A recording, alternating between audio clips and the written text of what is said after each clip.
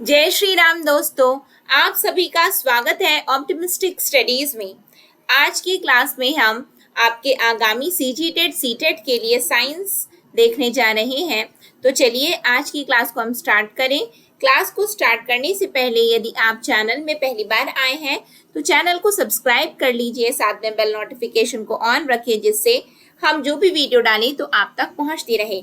Session यदि आपको अच्छा लगे तो लाइक जरूर करिएगा, ज्यादा से ज्यादा लोगों तक शेयर करिएगा सेशन को, जिससे ज्यादा से ज्यादा लोगों तक ये वीडियो पहुंच सके और वो भी इस वीडियो का लाभ ले सके।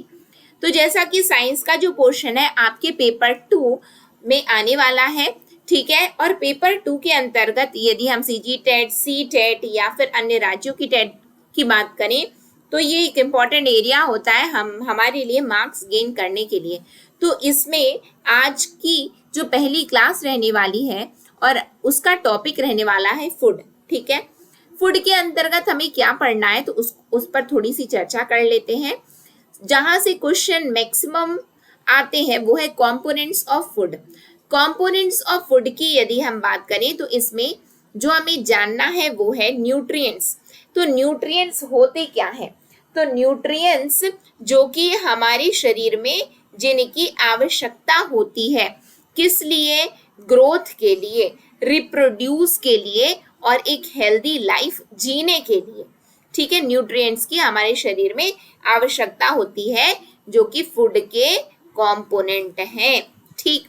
इसमें से जो ये न्यूट्रिएंट होता है वो दो प्रकार का होता है, 2 टाइप्स ऑफ न्यूट्रिएंट होते हैं। एक होता है मैक्रो और एक होता है माइक्रो। मैक्रो की बात यदि हम करें तो ये हम जो डाइट लेते हैं तो उसमें जो मेजॉरिटी ऑफ कंटेंट होता है वो हमारा मैक्रो न्यूट्रिएंट होता है। मैक्रो न्यूट्रिएंट के अंतर्गत आता है हमारा कार्ब्स यानी कि carbohydrate, protein, fat, macro minerals और वाटर। ये हमारे शरीर में मेजॉरिटी यानी कि ज्यादा इनकी आवश्यकता होती है हमारे शरीर में। किसकी किसकी? कार्बोहाइड्रेट की, प्रोटीन की, फैट की, मैक्रो मिनरल्स की और वाटर की। ये क्या है? मैक्रो है। माइक्रो न्यूट्रिएंट्स क्या होते हैं? तो इनकी जरूरत हमारे शरीर में कम मात्रा में होती है, इसीलिए इनका नाम है माइक्रो। तो इसके अंतर्गत क्या आता है? विटामिन और मिनरल्स आते हैं, यानी कि हमारे शरीर में विटामिन और मिनरल की कम आवश्यकता होती है जो कि माइक्रो की कैटेगरी में रखे गए हैं। तो पहली बात हम एक एक चीज को याद करते हुए चलते हैं। एक होता है मैक्रो न्यूट्रिएंट, एक होता है माइक्रो न्यूट्रिएंट। माइक्रो एम से अपने को याद रखना है क्या? मिनरल्स और उसके साथ में विटामिन्स। बाकी जितनी भी चीजें हैं वो सब मैक्रो के अंतर्गत है, जैसे कि कार्ब्स हो गया, प्रोटीन हो गया, फिर उसके बाद में फैट हो गया, वाटर हो गया और मैक्रो मिनरल्स इस कैटेगरी में हमारे आता है। क्लियर है? उसके बाद में यदि हम देखें, जैसा कि हमने देखा कि मैक्रो के अंतर्गत कार्ब्स आया था, तो उस कार्ब्स में यानी कि कार्बोहाइड्रेट, तो कार्बोहाइड्रेट क्या है? तो ये कंपाउंड है। किसका कंपाउंड है? तो कार्बन, हाइड्रोजन और ऑक्सीजन का। कार्बन, हाइड्रोजन और ऑक्सीजन का कंपाउंड क्या है? कार्बोहाइड्रेट है। इसको क्लासिफाई किया गया है किसमें? मोनोसेचराइड्स में। किसमें? मोनोसेचराइड्स में। और क्या लिखा गया है? डिससेचराइड्स या ओलिगोसेचराइड्स और पॉलीसेचराइड्स के रूप में।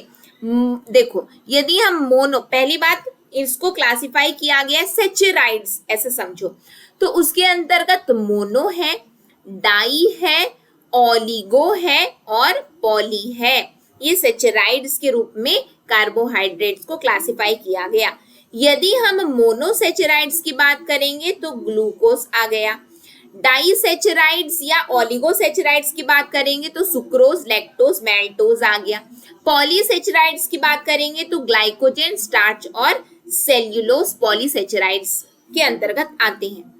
हमें जो चीज याद रखना है कि यदि हम 1 ग्राम कार्बोहाइड्रेट यदि हमने लिया है इसका मतलब हमने अपने शरीर में कितना किलो कैलोरी, हमने 4 किलो कैलोरी को कंज्यूम किया, यानी कि 1 ग्राम carbohydrate yields what 16.8 kilo joule, that is 4 kilo calorie of energy. ठीक है, समझ में आया? आगे बढ़ेंगे हम लोग। जो कार्बोहाइड्रेट्स हैं, जब हम इनको कंज्यूम करते हैं, जितना हमारी शरीर में आवश्यकता है उससे अधिक यदि हमने इनको कंज्यूम कर लिया है तो होता क्या है कि जो अनयूटिलाइज्ड है, यानी कि जो एक्सेस ऑफ एनर्जी है जो ये हमें देते हैं, वो नॉर्मली हमारे शरीर में स्टोर हो जाते हैं।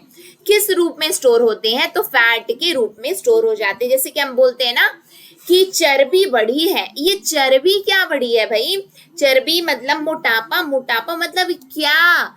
यानी कि आपके शरीर में जितने कार्बोहाइड्रेट की जरूरत थी उससे अधिक आपने अपने शरीर में कार्बोहाइड्रेट को इनटेक कर लिया है, तो अधिक है तो आपके शरीर में वो स्टोर हो जाएगा।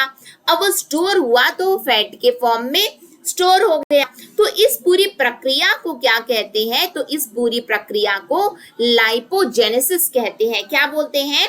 लाइपोजेनेसिस कहते हैं। यदि हम बात करें तो जो लिविंग सेल है वो कार्बोहाइड्रेट को ब्लड से ही रिसीव कर लेते हैं। किस रूप में रिसीव करते हैं? तो ग्लूकोज के फॉर्म में रिसीव करते हैं। समझिएगा कि हमारे ब्लड से जो कार्बोहाइड्रेट रिसीव करते हैं लिविंग सेल, वो ग्लूकोज के फॉर्म में करते हैं। यदि हमारे शरीर में यानी कि हमारे लीवर में अधिक ग्लूकोज स्टोर हो गया है और मसल्स, क्या बताया गया इसको पूरा यदि हम पढ़ें तो excess of glucose is stored in liver and muscles as glycogen, यानी कि जो ग्लूकोज है हमारे लीवर और मसल्स में ग्लाइकोजेन के रूप में स्टोर रहता है और इस पूरी प्रक्रिया को ग्लाइकोजेनेसिस कहते हैं। पहली बात, लिपोजेनेसिस किसको कहते हैं? लाइपोजेनेसिस जब हमारे शरीर में अत्यधिक हमने कार्ब्स इनटेक कर लिया है, जितनी हमारे शरीर में आवश्यकता है उससे अधिक यदि हमने कार्बोहाइड्रेट को ले लिया है तो वो हमारे शरीर में फैट के रूप में स्टोर हो जाएंगे। जो फैट के रूप में स्टोर होते हैं तो इस पूरी प्रक्रिया को लाइपोजेनेसिस कहते हैं। ग्लूकोज हमारे लीवर और मसल्स में जो स्टोर होते हैं वो ग्लाइकोजेन के रूप में होते हैं और इस पूरी प्रक्रिया को ग्लाइकोजेनेसिस कहते हैं। फिर उसके बाद में कार्बोहाइड्रेट हमको मिलेगा कहाँ से? तो कार्बोहाइड्रेट हमको मिलता है राइस, व्हीट, मेज, पोटैटो, शुगर, जैगरी, यानी कि हम यदि चावल खा रहे हैं, गेहूं खा रहे हैं, मेज मक्का खा रहे हैं, आलू हो गया, शक्कर हो गया, गुड़ हो गया, इसमें कार्बोहाइड्रेट रहता है। फ्रूट्स में भी रहते हैं, जैसे कि हम बनाना यानी कि केला, आम और अभी क्या बोलते हैं मस्कमेलन, वाटरमेलन, ये सब चल रहा है, तो इसमें भी कार्बोहाइड्रेट हमें यहाँ पे भी मिलते हैं। यहाँ से भी जो मेन कार्बोहाइड्रेट्स हमारे शरीर में जो किस रूप में रहते हैं तो starch, the main carbohydrate found in our food are in the form of starch और शुगर। जो कार्बोहाइड्रेट हमको खाद्य पदार्थ से मिलते हैं वो स्टार्च और शुगर के रूप में मिलते हैं। जो एक एडल्ट के लिए डेली रिक्वायरमेंट है कार्बोहाइड्रेट की वो है 500 ग्राम। कितनी? 500 ग्राम की आवश्यकता है। यहीं पे यदि हम बोले कि जो बढ़ते बच्चे हैं, जो गर्भवती माताएं हैं, जो खेलते हैं, उनको जो है ज्यादा क्वांटिटी में कार्बोहाइड्रेट की आवश्यकता है, अदरवाइज हमको 500 ग्राम कार्बोहाइड्रेट चाहिए। क्लियर है आप लोगों को? फिर उसके बाद में हम आ जाते हैं प्रोटीन में। प्रोटीन की यदि हम बात करेंगे तो प्रोटीन क्या है? जैसे कि हमने देखा कि कार्बोहाइड्रेट कार्बन, ऑक्सीजन और हाइड्रोजन का कंपाउंड था। ये जो प्रोटीन है वो क्या है? तो ये आपको कार्बन, ऑक्सीजन, हाइड्रोजन के साथ नाइट्रोजन इसके में याद रख लेना। प्रोटीन N आया है तो N से नाइट्रोजन भी याद कर लेना। कुछ प्रोटीन आपको सल्फर, फॉस्फोरस और आयरन कंटेन किए हुए भी मिलते हैं। सम प्रोटीन में ऑल्सो कंटेन सल्फर, फास्फोरस और आयरन। क्लियर है, समझ में आया? इन सभी चीज को आप लोग तोड़ करके इसी में समझ सकते हो कि फास्फोरस है, आयरन है, सल्फर है, फास्फोरस आयरन सल्फर, यहाँ से भी अपने को याद हो सकता है। जो प्रोटीन है वो किस में मदद करते हैं? ग्रोथ में, डेवलपमेंट में, वृद्धि में, विकास में हमारे शरीर के, और मान लो कहीं पे कट रिपेयर करने में, हमारे बॉडी में रिपेयर करने में इसको यूज, प्रोटीन का इस्तेमाल होता है। ये यहाँ पे वाइटल रोल प्ले करते हैं, ऐसा समझिए। प्रोटीन क्या है? तो पॉलीमर्स हैं, किसके? तो एमिनो एसिड के, किसके? एमिनो एसिड के पॉलीमर्स होते हैं। और प्रोटीन जो है are first broken down into amino acid and then digested. Protein यदि आपने लिया है तो पहले ये एमिनो एसिड के रूप में टूटेंगे और उसके बाद में ये डाइजेस्ट होंगे। जो एमिनो एसिड है वो दो प्रकार की होती है। पहली बात, एक एसेंशियल एमिनो एसिड और दूसरी नॉन एसेंशियल एमिनो एसिड।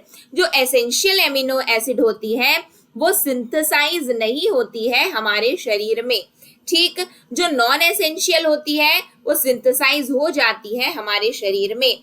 जब ये एसेंशियल एमिनो एसिड हमारे शरीर में सिंथेसाइज नहीं होती है and must be taken in diet, हमको अपनी डाइट में इसको लेना पड़ता है। क्या बताया गया है कि they can not be synthesised in the body and must be taken in diet, that is lysine, sorry for the wrong pronunciation, methionine, valine, tryptophan, then phenyl, sorry for the wrong pronunciation, मैं bio की student नहीं हूँ तो मुझे जो है pronunciation में थोड़ी दिक्कत है, तो आप लोग अपने से भी इसको प्रोनाउंस कर सकते हैं। फाइलानीन, ठीक है। फिनाइल एलानाइन, ठीक है।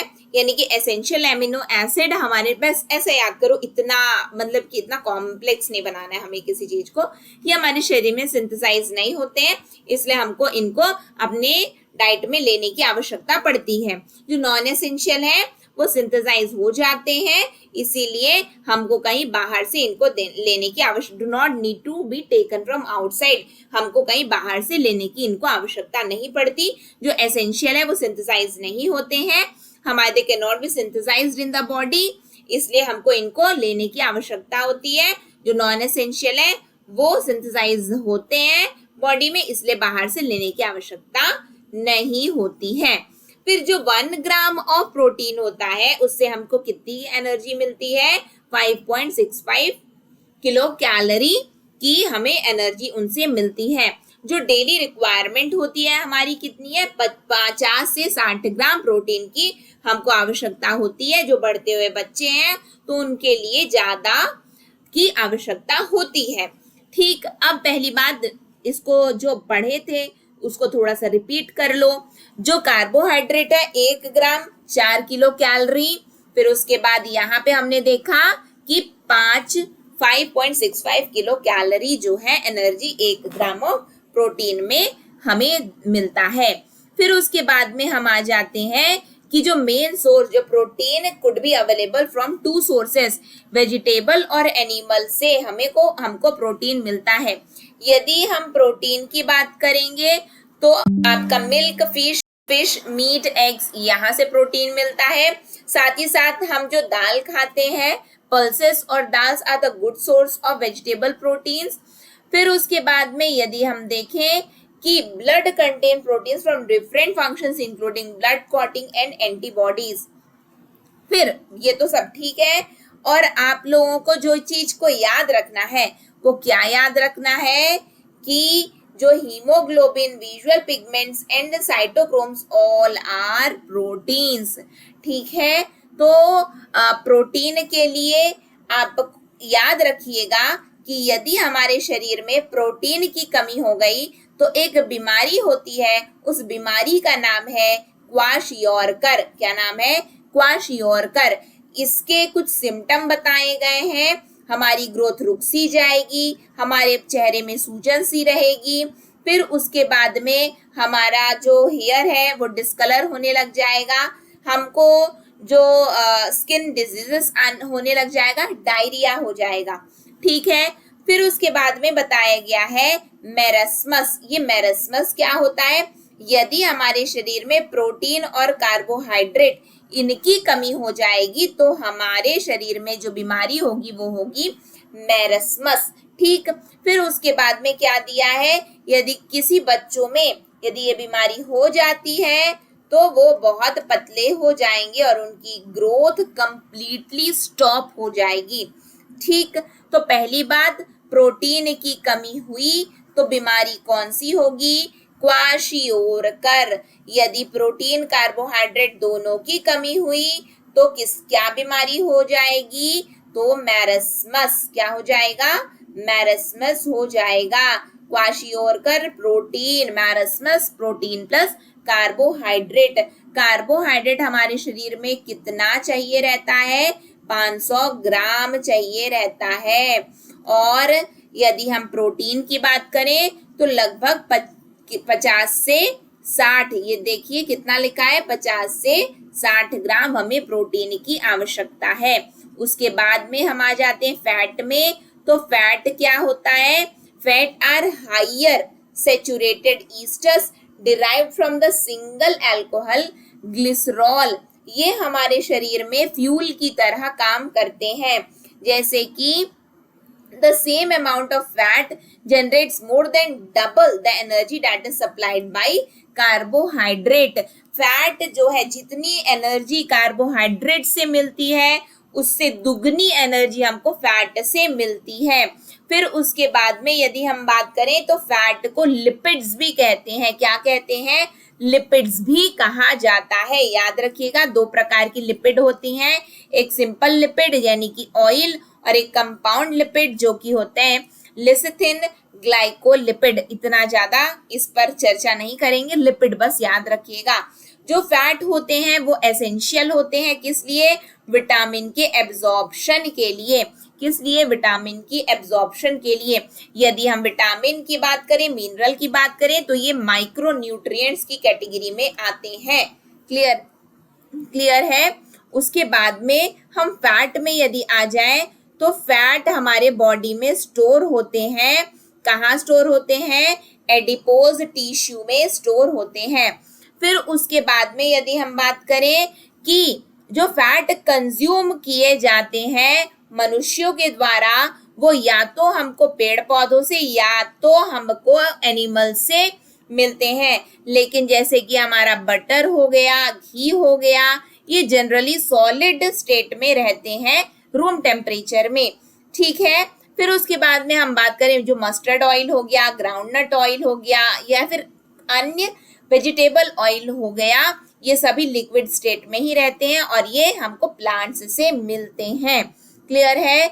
जो फैटी एसिड होता है वो दो प्रकार का होता है। पहला है हमारा सैचुरेटेड फैटी एसिड और दूसरा है हमारा अनसैचुरेटेड फैटी एसिड। जो सैचुरेटेड फैटी एसिड है वो सॉलिड फॉर्म में रहता है रूम टेम्परेचर में, लेकिन जो अनसैचुरेटेड फैटी एसिड है वो लिक्विड फॉर्म में रहता है रूम टेम्परेचर में। यदि हमने अपने शरीर में एक्सेस ऑफ सैचुरेटेड फैट्स यदि ले लिया है तो हमको हार्ट अटैक भी आ सकता है, क्योंकि ये हमारे शरीर में जो हमारा जो खून है, खून में ये कोलेस्ट्रॉल की मात्रा को बढ़ा देंगे और ये जो बीमारी है वो क्या कहलाती है? हाइपर कोलेस्ट्रोसेमिया कहलाती है।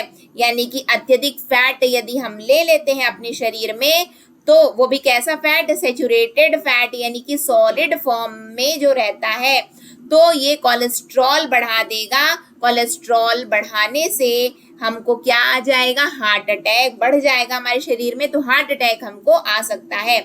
लेकिन यदि हमारे शरीर में मोर यानी कि अत्यधिक यदि हमने अनसैचुरेटेड फैटी एसिड यदि हमने लिया है तो ये जो है इनके बारे में क्या बताया जाता है? Human diet should have more unsaturated fatty acids as they cannot be synthesized in the body itself। Such fatty acids are called essential fatty acids. लेकिन हमको अपने शरीर में अनसैचुरेटेड फैटी एसिड्स को लेने की आवश्यकता है, क्योंकि ये हमारे शरीर में सिंथेसाइज नहीं होते हैं और इनको एसेंशियल फैटी एसिड कहा जाता है। ये जनरली लिक्विड फॉर्म में होते हैं। ठीक है, लिपिड्स, जैसे कि हमने देखा फैट्स को लिपिड्स कहा जाता है, और जो अत्यधिक फैट यदि हमने अपने शरीर में ले लिया है तो इससे हमको मोटापा, ओबेसिटी हो सकती है, ब्लड प्रेशर, बीपी की प्रॉब्लम हो सकती है, कार्डिक प्रॉब्लम यानी कि हार्ट प्रॉब्लम, ये सब हार्ट अटैक, ये सब की प्रॉब्लम हमारे शरीर में यानी कि हमको आ सकती है। यदि हम देखें तो हमको एक दिन में कितने ग्राम फैट की आवश्यकता है, तो 70 से 80 ग्राम हमको फैट की आवश्यकता है एक दिन में। तो यहाँ पे हमने कुछ कुछ चीजों को समझा कि कार्ब्स हमको कितने चाहिए, तो कार्बोहाइड्रेट हमको 500 ग्राम चाहिए। हमने यदि हम बात करें कि प्रोटीन कितना चाहिए, तो 50 से 60 ग्राम चाहिए। फैट कितना चाहिए, तो फैट हमारे शरीर में 70 से 80 ग्राम चाहिए। फैट जो है सैचुरेटेड और अनसैचुरेटेड होता है। अनसैचुरेटेड को लेने की आवश्यकता है क्योंकि ये सिंथेसाइज नहीं होता है हमारे शरीर में, और ये एसेंशियल फैट की कैटेगरी में रखा गया है। प्रोटीन की भी यदि हम बात करें तो जस्ट अभी हमने देखा था प्रोटीन के विषय में कि प्रोटीन पहले एमिनो एसिड के रूप में टूटता है और उसके बाद में डाइजेस्ट होता है, जिसके अनुसार दो प्रकार के होते हैं, एक होता है एसेंशियल और एक होता है नॉन एसेंशियल। जो एसेंशियल होता है वो सिंथेसाइज नहीं होता है, इसीलिए डाइट में लेने की आवश्यकता है। जो नॉन एसेंशियल है वो अपने आप खुद सिंथेसाइज होता है, इसलिए हमको बाहर से लेने की आवश्यकता नहीं है इनको। क्लियर है, ये अभी हमने देखा है। फिर हम विटामिन में आ जाते हैं। तो विटामिन जैसा कि हमने देखा कि ये माइक्रो न्यूट्रिएंट्स हैं। विटामिन जो शब्द है ये पहली बार 1912 में सी फंक ने इसको पहली बार इस शब्द का प्रयोग किया था। ये क्या है, यदि हम देखें कि these are accessory food factors required in small quantity, कम मात्रा में हमारे शरीर में इसकी आवश्यकता होती है। किस लिए? मेटाबॉलिज्म को कंट्रोल करने के लिए और बॉडी को फंक्शन करने के लिए। लेकिन ये हमारे शरीर में किसी भी प्रकार की कोई एनर्जी प्रोवाइड नहीं करते हैं। क्लियर है, समझ में आया आप लोगों को? हमारे शरीर में ये एनर्जी प्रोवाइड नहीं करते हैं। अब जो चीज हमें जाननी है और जहां से क्वेश्चन बनता है वो ये है कि विटामिन, उनके सोर्स, उनका फंक्शन, और यदि नहीं होगा तो क्या बीमारी हो सकती है।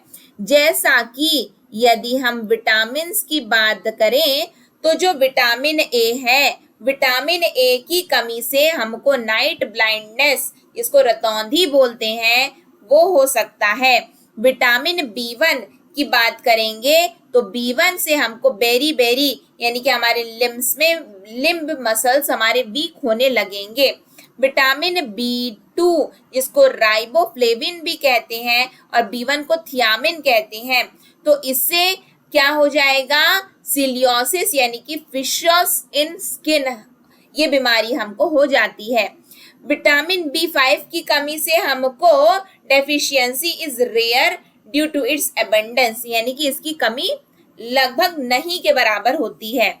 विटामिन B3 और B7 यदि इसकी कमी हो गई है तो पेलग्रा नाम की बीमारी हो जाएगी, यानी कि पिगमेंटेड स्किन और स्वोलन लिप्स, यानी कि लिप्स में सूजन आ जाएगा, स्किन में पिगमेंट्स की जो प्रॉब्लम होती है वो आने लग जाएगा।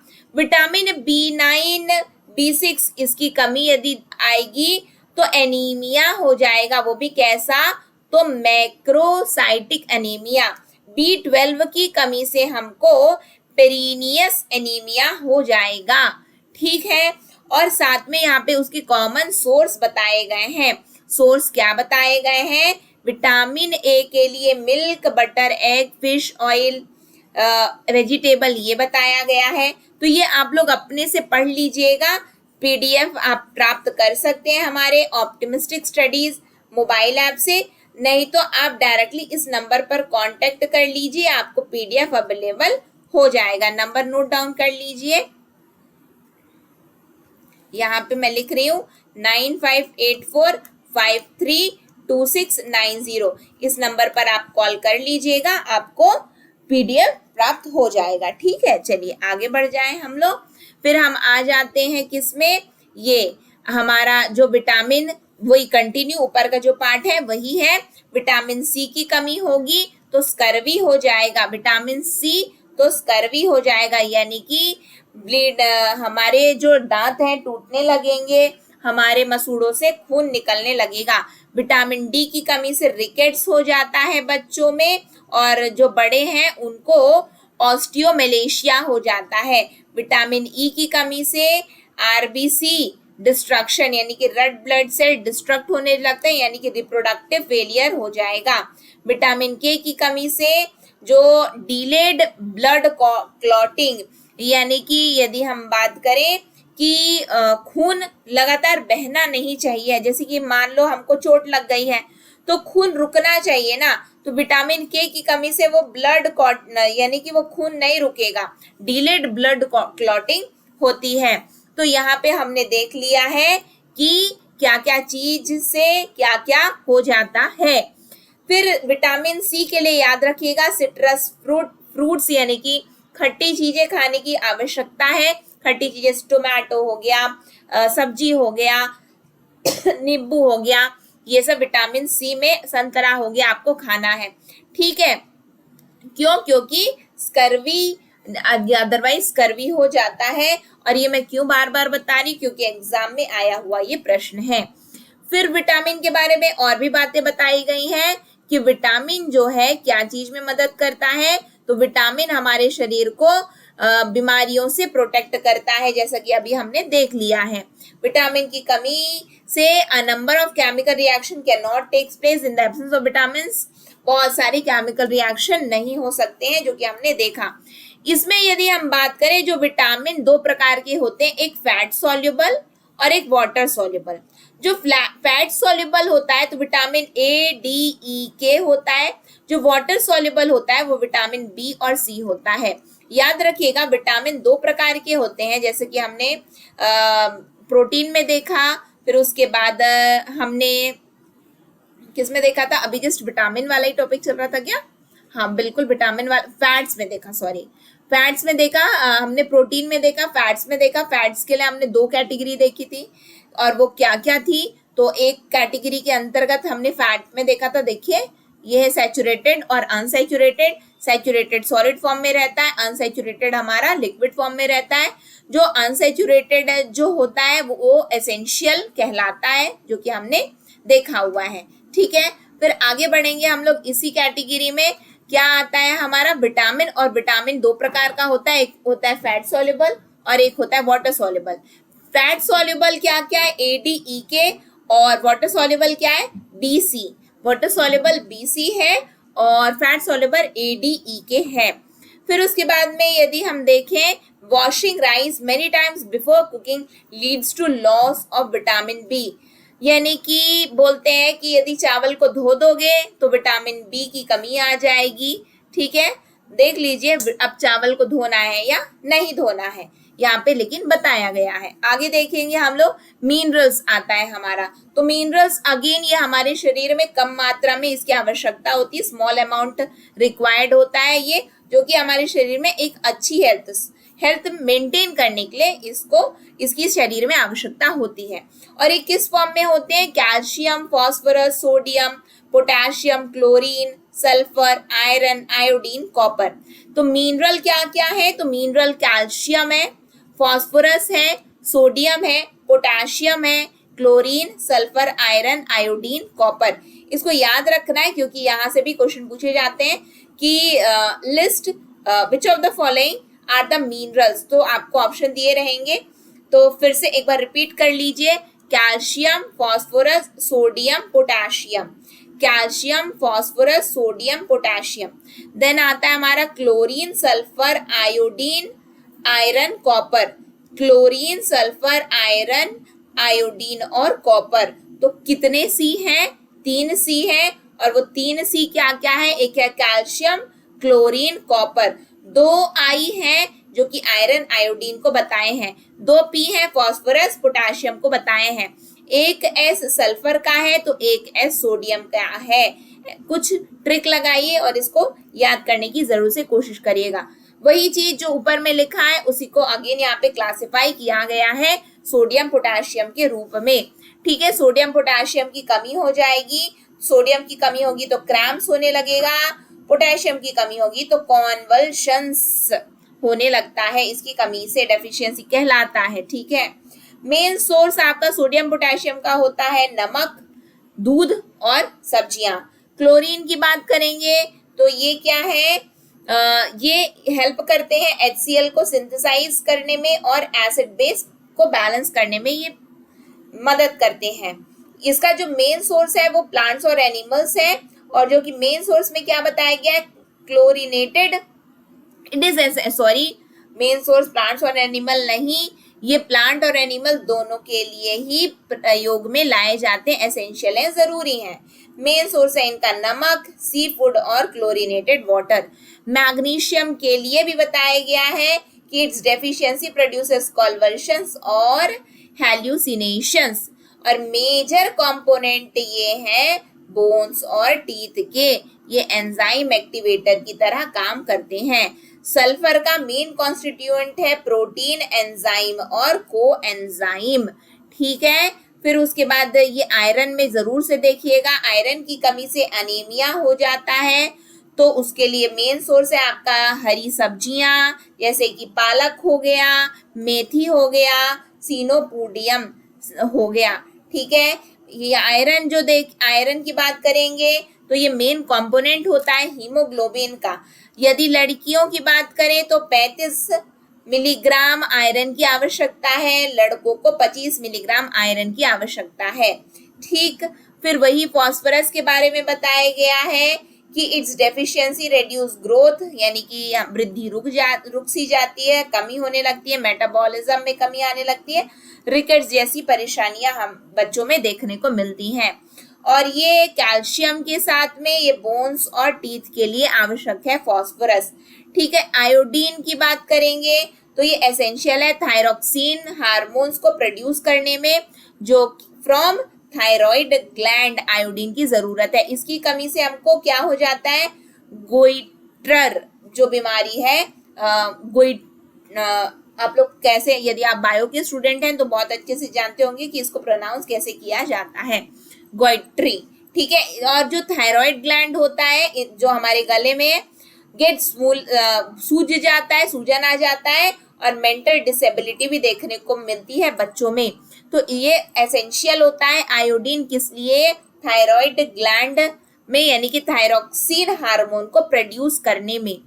कैल्शियम की बात करेंगे तो कैल्शियम बोन्स और टीथ के लिए बहुत ज्यादा जरूरी है। फिर उसके बाद it is required for blood clotting, ठीक है, यानी कि खून के थक्के बंधने चाहिए, मसल्स कॉन्ट्रैक्ट करने में और प्रॉपर हार्ट फंक्शनिंग में। ये बच्चों में required more in children and pregnant ladies, यानी कि गर्भवती महिलाओं और बच्चों को कैल्शियम की अत्यधिक आवश्यकता होती है। दूध पियो, हरी सब्जियां खाओ, फिर उसके बाद ग्राम, फिश, ये सभी में ये देखने को कैल्शियम देखने को मिलता है। रिकेट्स जैसी बीमारियां हो जाएंगी, मसल स्पाज्म, और सिम्टम्स है वीक बोन्स, यानी कि हड्डियां कमजोर, और टूथ डीके, यानी कि दांत टूटने लगते हैं। फ्लोरीन की बात करेंगे तो मेंटेन क्या करता है, ये enamel and checks dental decay, यानी कि दांत नहीं टूटने पाएंगे आपके। और यदि हम बात करें कि it is found if found in excess, अत्यधिक आपने फ्लोरीन ले लिया है तो ये आपके टीथ और बोन्स में नुकसान भी पहुंचा सकते हैं, और जिसको कहा जाता है फ्लूरोसिस। क्या कहा जाता है, फ्लूरोसिस। ये मिल्क और पानी में देखने को मिलते हैं फ्लोरीन। कोबाल्ट की बात करें तो कोबाल्ट मेन कंपोनेंट है विटामिन B12 का, मिल्क और मीट में कोबाल्ट देखने को मिलता है। इसकी कमी से पेरिनियस एनीमिया हो सकता है, क्योंकि विटामिन B12 की कमी से हमको पेरिनियस एनीमिया होता है। यहाँ पे हम बात करें सबसे नीचे में हम देख रहे थे क्या, सल्फर देख रहे थे, और सल्फर का मेन कॉन्स्टिट्यूएंट क्या है? प्रोटीन, एंजाइम और को एंजाइम। सल्फर के बारे में और भी बातें बताई गई हैं। क्या बातें बताई गई हैं? कि ये मेन कंपोनेंट है, it is a component of some hormones जैसे कि इंसुलिन, और ये जरूरी है। अब अच्छे बाल अच्छे चाहिए तो सल्फर की मात्रा बढ़ाइए अपने शरीर में। स्किन, नेल्स, ठीक है। मेन सोर्स है इसका मीट, मिल्क प्रोडक्ट्स और एग्स, ठीक है।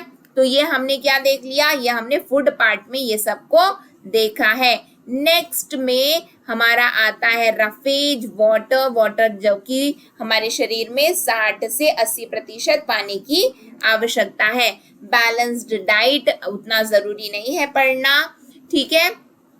फिर उसके बाद में आता है हमारा क्या? ये एमसीक्यू। तो कल की लाइव क्लास में हम इस एमसीक्यू को डिस्कस करेंगे। तब तक के लिए अभी जो पढ़ाया गया है उसको रिवाइज करिएगा। नेक्स्ट सेशन में फिर हम मिलते हैं। नेक्स्ट सेशन तक के लिए आप सभी को जय श्री राम। यदि आपको पीडीएफ प्राप्त करनी है तो इस नंबर पर संपर्क कर लीजिएगा 9584532690। इस नंबर पर संपर्क करके पीडीएफ को प्राप्त कर सकते हैं। और एमसीक्यू लाइव सेशन के एमसीक्यू में जरूर जुड़िएगा, जिससे हम अच्छी तरीके से प्रैक्टिस कर सके अपने क्वेश्चंस की। ठीक, तो आप सभी को जय Shri Ram. Thank you for the session. जय हिंद, जय भारत, जय छत्तीसगढ़।